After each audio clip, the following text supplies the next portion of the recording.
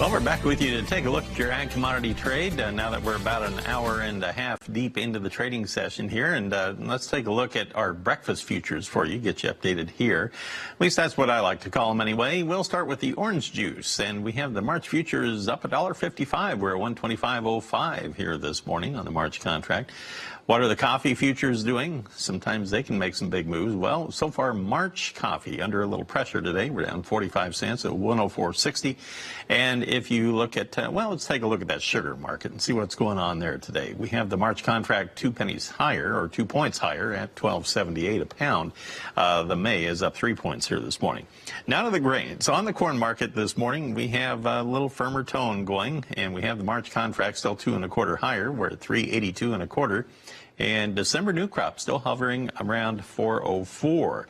That's up a penny. On the soybean trade, we have had some decent gains this morning.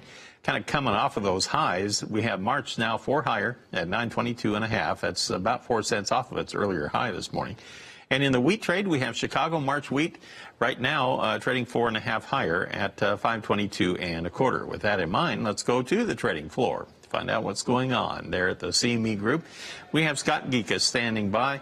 And Scott, thanks so much for joining us. Appreciate that, sir. As we take a look at what's going on here with the grain futures, definitely a firmer tone. And I'm hearing through the grapevine a lot of optimism out there about some maybe possible trade deals with China.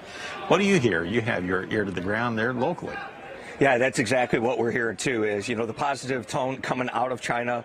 So we're looking for some type of statement that is supposed to be released sometime tomorrow. We're going to see what that statement is going to actually be in the statement. You know, we're waiting for the traders to analyze and dissect all of everything that's going to come through. But right now, it looks like a positive tone. That's why you're seeing a big push just pretty much across the board in pretty much every market. Now, the dollar value has really declined here today. We had the Dow Jones Industrial Average increasing, roughly 130, 160 points or so earlier today. The dollar on the March futures on the index is up down 540 points. So it's down to 94.940. How significant is that here on the grain trade? Yeah, with the softer dollar, that's also adding a little bit of bullish catalyst to just the grain markets in general. That's usually going to be the case with the softer dollar. You're going to see the grains or, you know, the physical aspects move a little bit higher, you know, and vice versa if the strong dollar are weaker, you know, in the grains or just the commodities in general. So you're going to see that fluctuation back and forth. A lot of talk also about the crude oil trade today. Big gains there, and we are well over $50 now.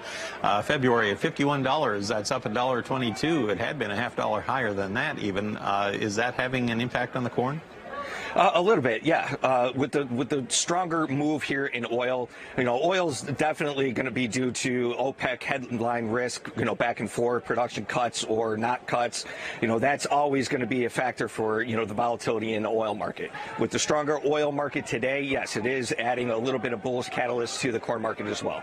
Okay, I want to follow up on that theme. We have some new ethanol numbers out, and that could be related to this crude oil, crude oil trade as well. We'll talk about that when we come back.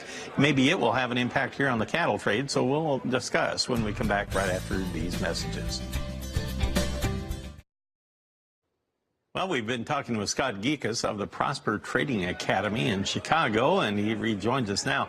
I wanted to follow up on our discussion there about the crude oil and its impact on the corn, and it could also have an impact on our new, just newly released ethanol production numbers. We have those numbers for everyone.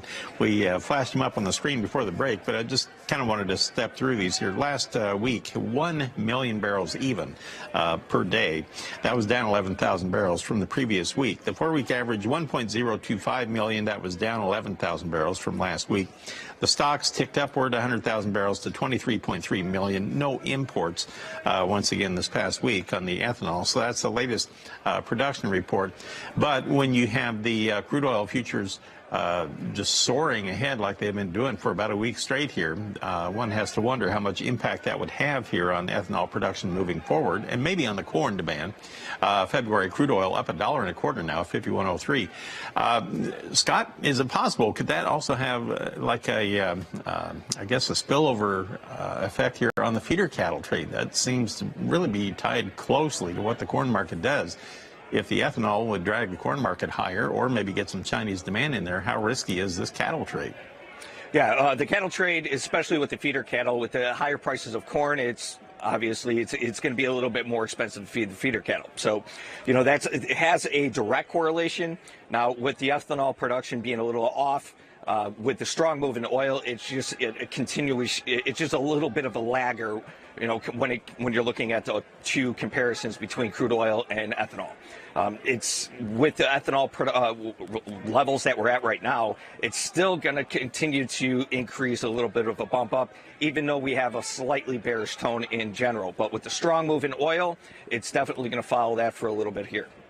Low pressure on the feeder cattle today. The March contract down 20 cents at 145.25. The April contract down 40 at 145.70. So they are under a little bit of pressure here today. On the live cattle side, you currently have the February contract down 17 at 125.13, and the April contract now down 15 at 126 even. Haven't really heard anything in the way of cash cattle movement yet this week, so no direction there. On the lean hog trade, though, they had a whole different story this morning. They went surging ahead. February and April still over $1 higher. We have February up 102 at 63.63. April up 120 at 67.22. Deferreds 60 to 75 higher thereabouts. Scott, what's driving the hogs here real quickly? It's all the Chinese trade war talks. So depending on what that statement being released is going to be, if they have a little bit of a pullback with the tariffs on U.S. pork, you're going to see a major import from China campaign. We expect that, especially with all the African swine fever going through. They still have to have U.S. pork, so we expect that those imports to increase through China based on whether or not they're going to either lower the tariffs slightly or not. Okay. Well, I appreciate that. Thanks for pointing that out.